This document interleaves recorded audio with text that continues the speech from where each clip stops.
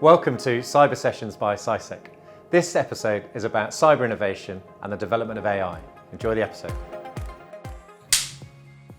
Hello and welcome to the CyberSessions podcast. My name is Sarah James. I am owner at Layer 8, a security culture change company. Today we are looking at innovation and AI, and I have the pleasure of chatting to Saritha. Saritha, can you introduce yourself, please? Sure. Thank you for having me here, Sarah. My name is Dr Saritha Arunkumar. I'm the IBM Public Cloud Worldwide Technical Leader on Security. Been in the security industry for over 23 years now and still enjoying it. Brilliant. Lovely to talk to you. I love your job title, but actually on your CV, you also talk about being IBM Master Inventor. Tell us a bit more about that, please. Sure. It's a very prestigious recognition, IBM Master Inventor. So within IBM, we encourage everybody to innovate, patent. So patenting is a big thing. If you've probably followed IBM in the last however many years, we've been number one when it comes to patenting. But more recently, it's all about innovation. It's about working on the right thing, thinking about the right things, and innovating in the right space. So when we have, as an individual, if I have a certain number of disclosures, we call it, when it's a write-up, before it becomes a patent, it's a disclosure. So from a disclosure to a patent, as long as you have a number of patents in your name and innovations that's valuable to IBM, that's novel, that's implementable, then you get to something called as a senior inventor. And further from there, if you give back to the community, so basically helping others innovate. So I do a lot of work helping a lot of IBMers around the world think about innovating, coming up with new and innovative ideas, whether it's in the technology space, whether it's in the product space, whether it's in cutting edge research space. Eventually, after doing a lot of community work, after having over 12 patents in your name and getting at least one of them granted. So having a patent filed is one thing, and getting it actually granted by the patent office is a step further from there. So having 12 files and then one grant and then doing a lot of community service and helping a lot of people innovate gets you the criteria to become a master inventor. And so I've been a master inventor. I think I got my master inventor title back in 2016. So I've been one for a long time. But that gives me an opportunity to help more people innovate and invent. Brilliant. And I guess there's not many of you master inventors, is it? Sounds like a title that's few and far between. Yeah, absolutely. We're trying to get more and more people think about innovation.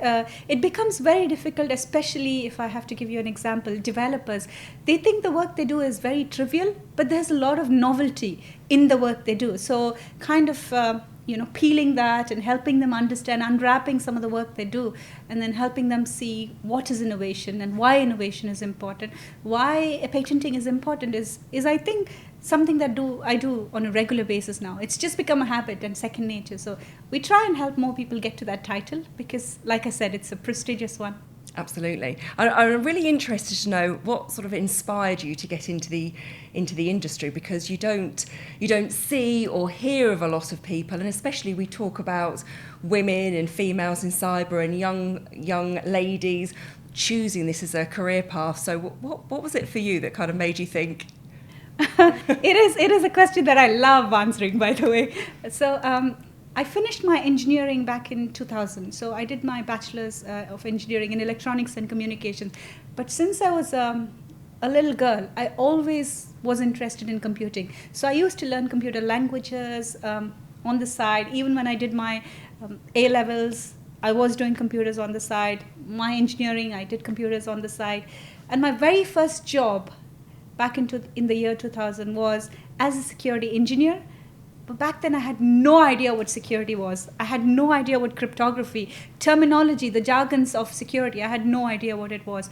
But I was very interested because it was really a nice way to learn something new. I always like to challenge myself. So my first job as a security engineer allowed me to understand what security is, the basics, confidentiality, integrity, availability, all of these things, and cryptography, and how you can make a solution secure better by using a lot of security best practices.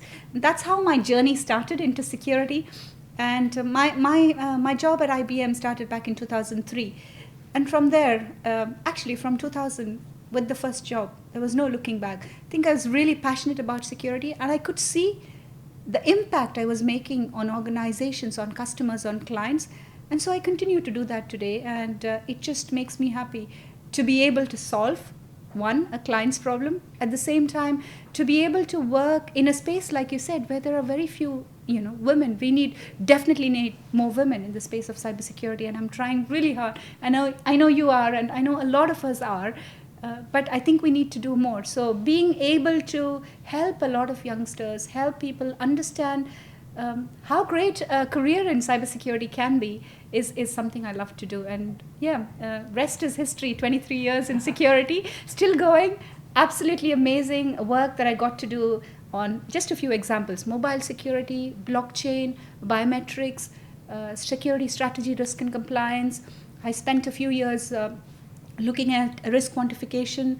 Last 5-6 years has been really working with C-levels, C-suites, senior leaders, board of directors, helping them look at the gaps in the space of security, but thinking about how to keep security always, not as an afterthought, but always as part of the discussions right from the beginning. I think that is what is important, and I'm able to do that. So really pleased about the career. Yeah, and it's interesting, isn't it, from that sort of engineering, then suddenly to end up in the world of security. I mean, I know for me, I remember coming into security because I applied for a job advert that said marketing in it, and then I realised, oh wait, it's actually in the security department. But I completely get you about when you peel back this word security and you look at the people and the fact that you're making a difference and you can protect things and you can help innovate and move things forward. It's so important.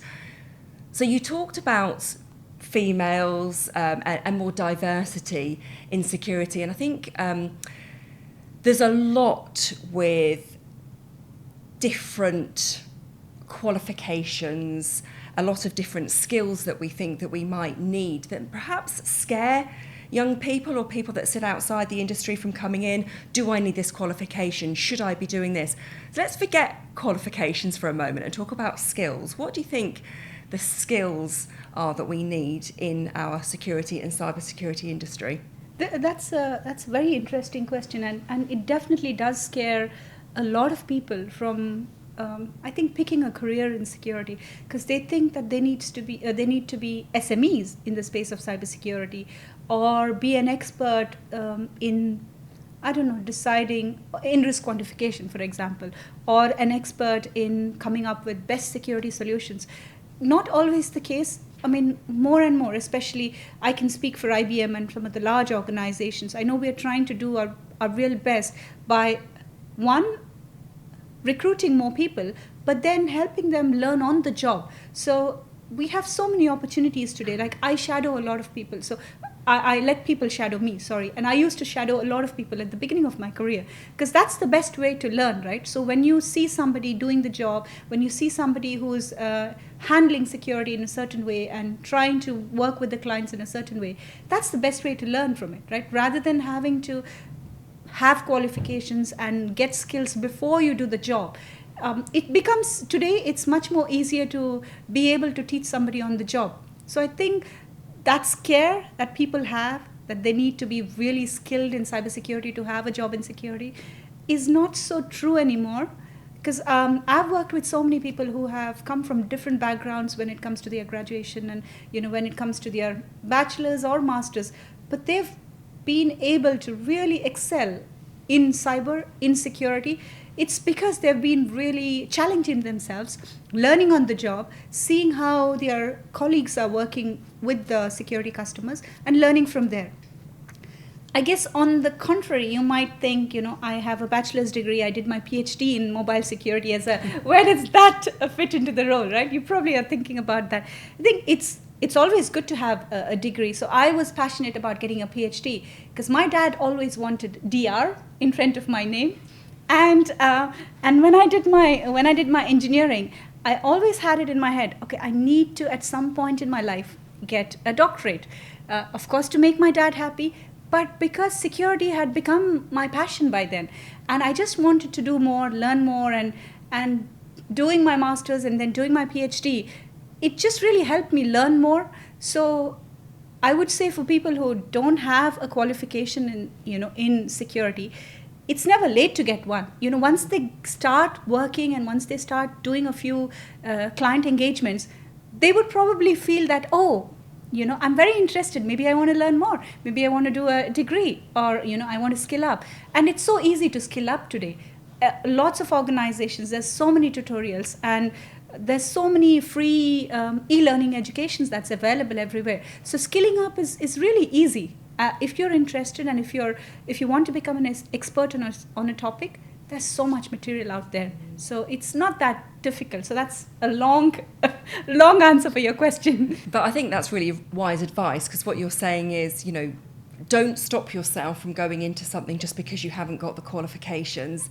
The best skill that you can have is wanting to learn, being open-minded, and actually you can go back. And for me personally, that was exactly how I did it as well. I went into the industry and then I did my qualifications afterwards. And it's only literally in the last couple of years that I've done anything sort of security related.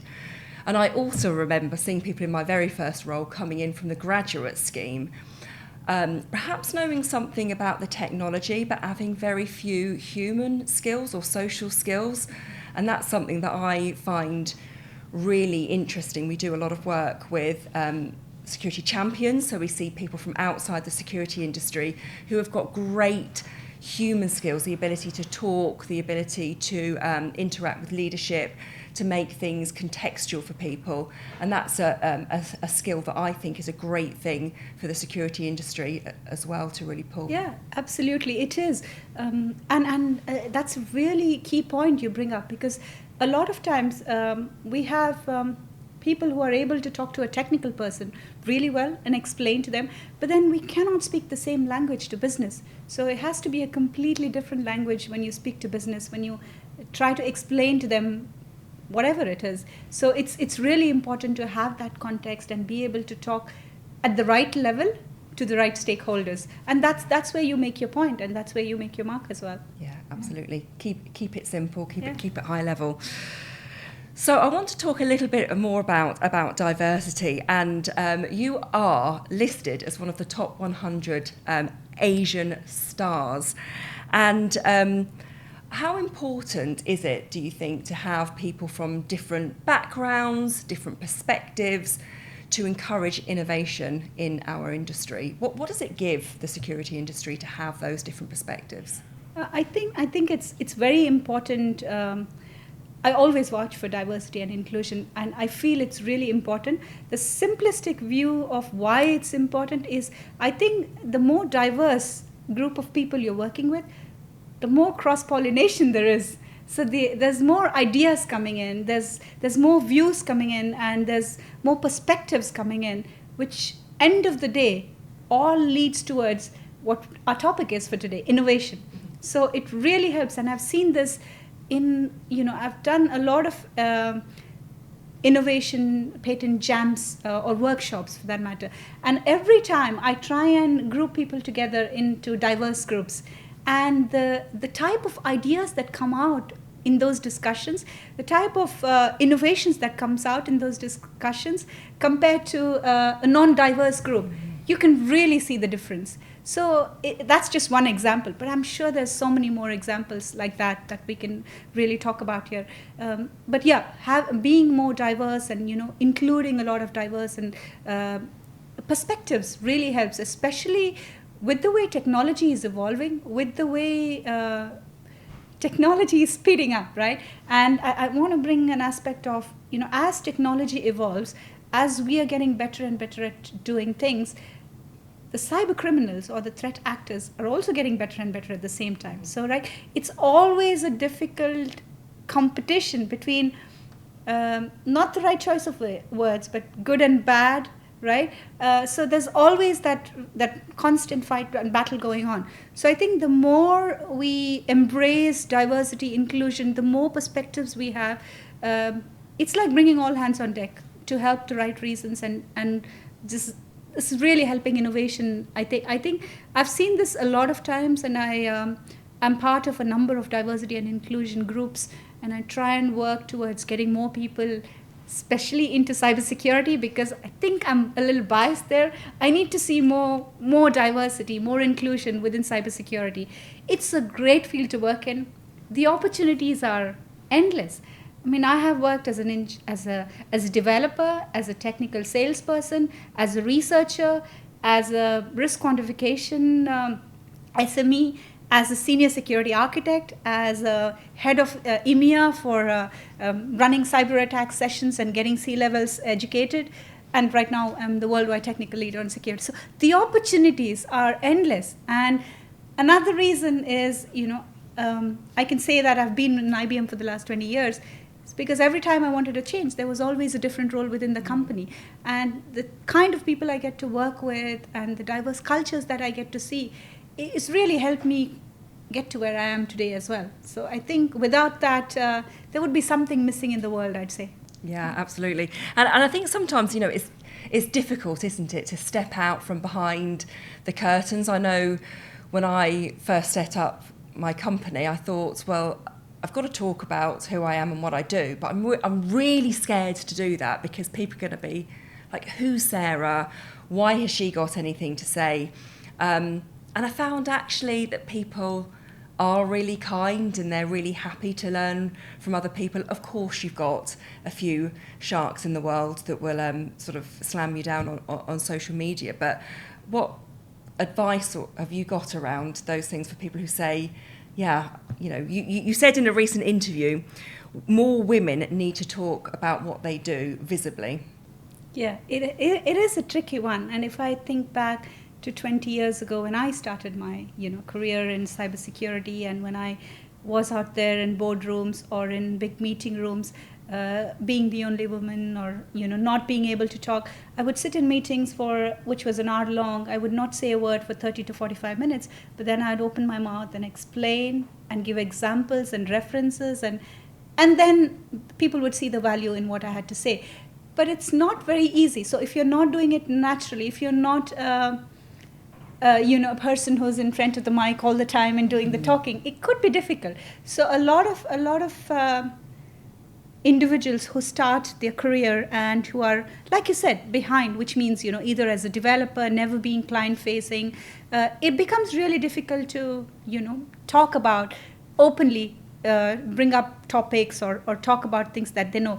But it's important, I think, to understand that if you're confident about a topic, you're probably the expert in that room. You probably know the most in that room about that topic because you're working really hard on that subject and you do that day in and day out. So although it's difficult the very first time, I think as long as you're able to make a mark by being credible, if you don't know an answer to the question, just say no, but I will come back to you. This is something that I say to all my mentees, right? If I don't know something, there's no shame in saying I don't know, but I will come back to you.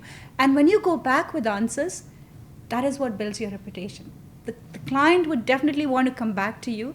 You can over the time become a trusted advisor for that client. So although it's difficult to get started, but I think once you see that the points you're making or bringing across are valuable to the client, are impactful, and is going to make a difference to the audience, whether it's clients or whoever the audience is, I think they will see the point. So don't shy away from talking about the work that you do. And I'd say the messages to all the youngsters out there, don't shy away from, talking about the work that you do. And as long as you're able to make a difference, learn, keep learning. There is no, I'd say when I did my master's, there was a 8-year-old man who was doing his master's with me. So there is no age to learn. Yeah. So as long as you want to challenge yourself, as long as you want to learn things, there is no stopping you. Exactly. Great advice. And I know the things that really helped me were just letting go and being myself.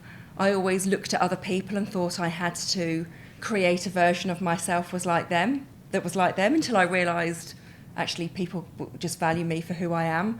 And also, like you said, the first time is really nerve-wracking, but the more you do it, the easier it becomes. So I want to move on now. Obviously, over your career, you have seen a lot change in the world of technology, innovation. What are you most excited about? Obviously, we've seen massive changes in AI, lots of new things coming out about AI, but what most excites you about innovation in the cyberspace? Well, every cutting edge technology or every emerging technology that comes out there, I'm always excited about it. So, and believe it or not, I've been fortunate to be in the forefront of everything when it's like just up and out there. So when biometrics came about, I was just in biometric projects a lot. And when blockchain became the big thing, I was the lead security architect for one of the biggest blockchain projects that we've ever done. It was for 10 major banks across Europe. And I was in the forefront. So it doesn't mean I knew about blockchain. I just learned it on the job. And when decentralized identity came about, the same thing. When cloud security came about, again, it was learning on the job, but that's what it is, emerging technology. So today it's all about AI. I think it's really exciting times, but at the same time, it's important to, I guess, for everyone to understand the risks around AI. So whatever the technology is, right? Technologies will keep evolving. New technologies will come up every so often. But what's important is three key things. One is whatever the technology, it's important to understand the risks. And the risks can be from business, process, technology perspective, however you want to categorize it. It's important to understand what are the risks that lie underneath it. The second most important thing is the threats. We have conventional threats that everybody knows, every organization knows, and they deal with it. But whenever there's a new technology, there's always these conventional threats that get a new meaning. Mm-hmm. So it's important to scrutinize those. And then above all, there is threats that are particular to this new space. So when blockchain came about, there were conventional threats, there were threats that had a new meaning, and then there were threats that were specific to blockchain. At the same time, today with AI, we have threats that's very specific to AI. I mean, you can if you read up any article today on AI, you will see most people talk about AI is used really nicely by cyber attackers because they're able to use AI for voiceovers, for a lot of things that was not happening in the past, right? So there's so many articles out there, so many stories where AI is being misused. So I guess what's important to understand is the excitement is there about a new technology, but what's important to understand is we want to make it AI secure. So looking at all of the security aspects of AI is absolutely essential for every organization that wants to use AI. And it could be, like I said, three things. One is looking at the risks, looking at the threats, and then putting appropriate security controls. So putting security controls around anything that you do. Today it's AI, could be something else tomorrow. Appropriate controls in the right way is absolutely essential. And that is what, it's exciting that we are able to use AI for a lot of things that is really good. We probably will get to it. But, at the same time, I'd say, understand the risks, be aware of, it comes with securing your data. It comes with having best security best practices. It comes with not just the IT or the security team or the AI team being responsible. It comes with top-down approach. The C-levels, the board of directors need to be aware of what it is that AI will do to them and to their organization. So everybody has to be aware of it, and only then any technology will be a success. Yeah, absolutely. And I'm going to come to culture in a moment. I guess just keeping on AI for the moment, because we're in the security industry, we immediately see the risks and threats, don't we? We see the potential for phishing simulations. We hear the stories about people putting stuff into Copilot and giving away confidential information. But for the security industry, what are the potential benefits? How can we innovate through the use of AI to better secure ourselves? Yeah, there's so many advantages, and we can think about advantages for industries. So in the space of security, we work across all industries, right? So let's take, for example, healthcare industry. So healthcare industry is going to benefit so much with AI. Why? Because with AI, we're able to do better diagnosis. There's a lot of things. So what does AI do? Creates a lot of patterns. You can have different models. You can do things much faster than humans, right? So looking at all of those things, it's definitely a plus for healthcare organization. It's definitely a plus for financial organization. A lot of things that we would do for a financial organization, that would take days and days together. With patterns, with AI models, we are able to do it much faster. So at the same time, we touched on risks and threats, but having those appropriate security controls and making use of AI will really help us build up efficiency, secure our data better, and also be able to do a lot more things a lot faster compared to what we were able to do today. So that's just a couple examples on financial organization and healthcare, but we can apply this across all industries. And we, being in the security space and working in cybersecurity, we're really excited about all of the technologies and all of the benefits that we'll be able to leverage on AI. And I hope the end consumers and the end organizations also see the same. Brilliant.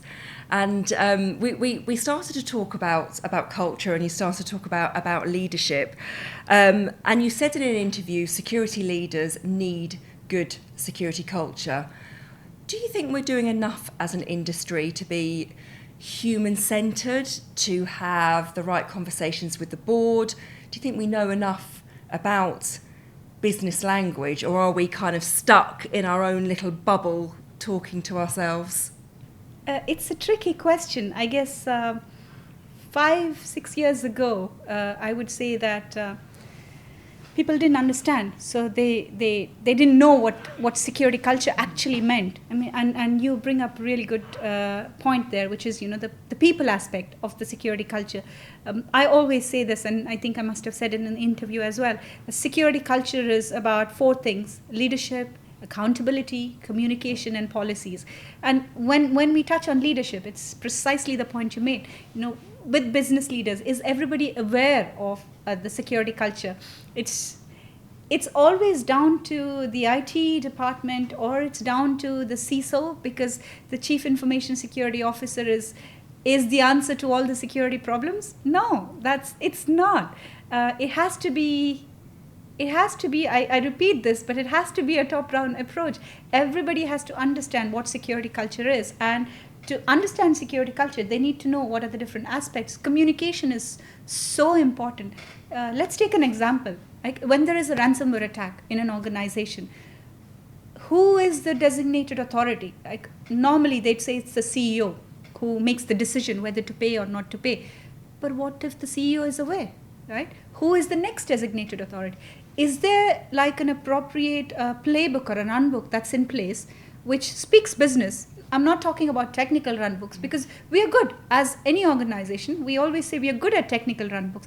But when it comes to business, when it comes to the language, when it comes to communication, we're not there yet. A lot of organizations are really trying their best to get there.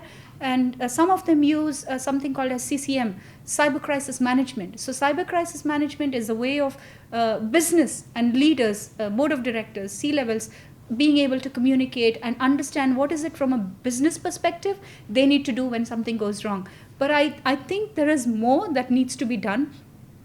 And security culture needs to be something that has to be adopted across all organizations. And the sooner they understand this, the better it is. So I'd say it is much better than what it was 5-6 years ago.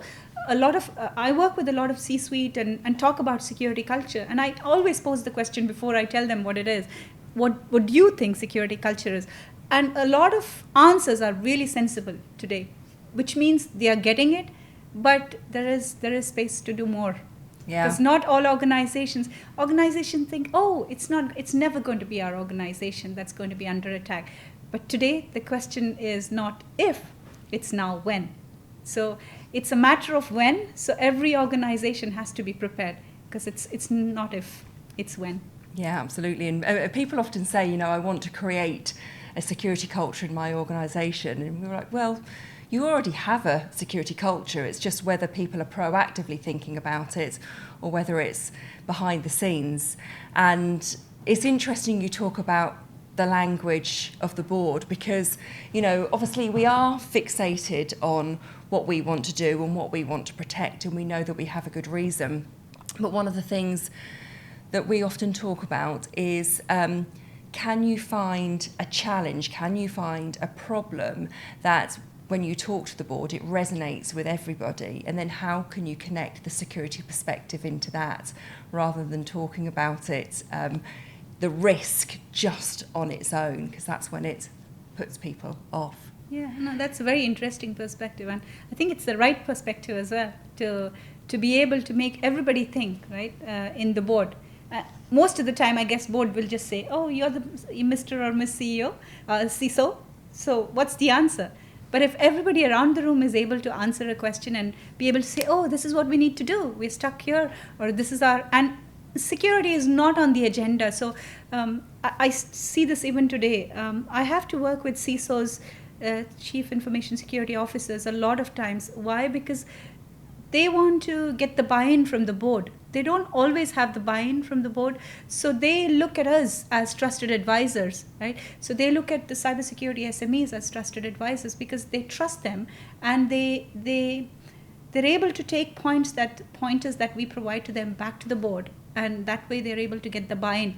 But they are still fighting today to get that buy-in and to get security on the table for discussion, which shouldn't be the case. It shouldn't be the case, but as you put it so eloquently, it's really all about conversation, relationships, creating the right language. Indeed. Any other points that you want to add into the discussion? Let's see. I guess we touched on getting people into security. I guess one more thing I want to stress on that, which everybody can do. It's very easy for everybody who's working in an organization or an entrepreneur to do, is to try and go to schools early on, to primary, secondary schools. That is where we're able to make a change to the coming generation. I think it's great that a lot of people have great careers, but it's equally important to get the next generation to think about cyber, to think about security, to think about STEM, science, technology, engineering, and maths. And the best way to do that is for us to be able to reach out to the primary, secondary schools. I tried to do this a lot, going to secondary schools and telling them about STEM, talking to them about how good a career in security can be, in cybersecurity, in technology can be, showing them all of the things that technology can do, and not shying away from having a career in security or in technology or in cyber for that matter. And I think doing a lot more of that would really help the next generation, and I think that is what everybody can do. And what's your view on that? Because I love that idea. What's your view, when you go into schools and you have those conversations? Are you seeing interest right across the board, or are people running off and sort of wanting to look at the other areas? Do you get a good feeling for the future? It's mixed. I'd say, to be very honest, it's mixed. When I go to all boys school, it's very different. They're all very excited. They're all very interested to hear about what's going on and so on. When I go to all girls school, they're all excited and they understand why security, why cyber technology is equally. But sometimes when I go to a boys and girls school, I don't see more girls asking me questions. I don't know if that's a one-off, but I have seen it as a pattern. So I'd like more to be very selfish. I want more women in cybersecurity.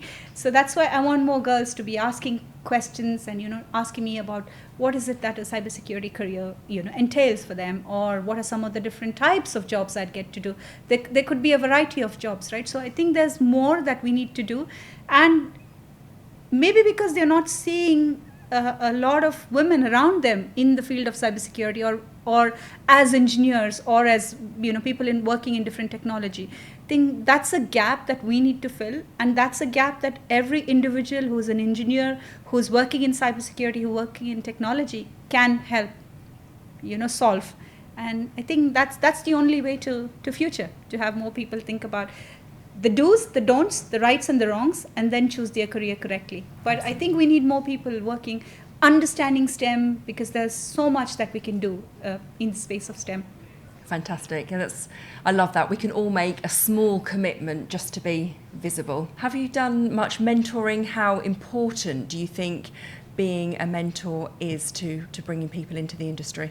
Absolutely. So if I have to maybe give the audience something to take away from today, I think there are 3 key things that I'd like to say. The first one on that list is mentoring. So it's absolutely important to mentor at the same time to be a mentee as well, which means it's absolutely important, especially when you're really early on in your career. It's really important to have as many mentors as you want, because you can look at the different career paths that mentors have taken, and mentors are at different levels. One is I'll have a mentor who's at the same level of me as me in terms of experience and so on. And I would have a mentor who's a level above me, a couple of levels above me, and also a mentor like whom I aspire to be. So that way I'm getting constant advice and learning from them all the time. And having mentors has helped me all along. And I still have a lot of mentors even today. And I think that mentors are the ones who, if I'm stuck, lost, unaware, not sure what to do next, I think mentors would give the right level of guidance. So absolutely go for as many mentors as you want. It doesn't have to be all within the organization. It can be outside the organization. I have mentors who are outside the organization as well. And from time to time, we catch up and I ask for advice. It could be career advice. It could be advice about eminence. It could be advice about, anything that I'm stuck with. So that's the first thing I'd say. The second key message that I want to give to the listeners is about networking. I think networking is another aspect that is absolutely important. Networking really helps you expand your horizon, expand your knowledge, and also if you're working in a specific area, networking really helps you broaden your skills as well. So I think networking is something that really helped me as well. So there are lots of examples on networking that I can give, but I think one that really resonates well is networking has helped me get to the different roles that I've done all these years. And it's talking to those people, understanding different perspective from different groups, different business units, different backgrounds really helps us, I think, understand and then pick up from there and then do what we want to do. So number one was mentoring. Number two was networking. Number three is give back. So I said it third, but it's actually not last on the list. I think give back is absolutely essential. It's great that you're making yourself a really good career and you're growing your career and you're doing well for yourself. But I think give back is something, especially for me, all my life, I think give back is something that I've really enjoyed. And people ask, what is it that gives you happiness? It's two things. One is give back, and the second thing is solving clients' problems. So that really makes me happy. And give back can be done in any ways. Give back could be just talking to your team about a technology. It could be running a session just for primary school students about the work that you're doing. So give back can be done in any number of ways. But if you want to take something away from today, these are the three things: mentoring, networking, and give back. Brilliant. Thank you so much, Saritha. So thank you very much. I hope you took something away from that. I definitely did. The biggest thing for me was about just how fulfilling having a career in the cybersecurity industry can be. All of the innovation and things that we've got to come, and give back, mentoring, networking, be yourself, and just get involved with the industry, because it's a fantastic place to be. So thank you for listening. My name is Sarah Janes and I have been joined today by Dr Saritha Arunkumar. Thank you. Thank you very much, Sarah, and thank you for having me here. Thank you for listening.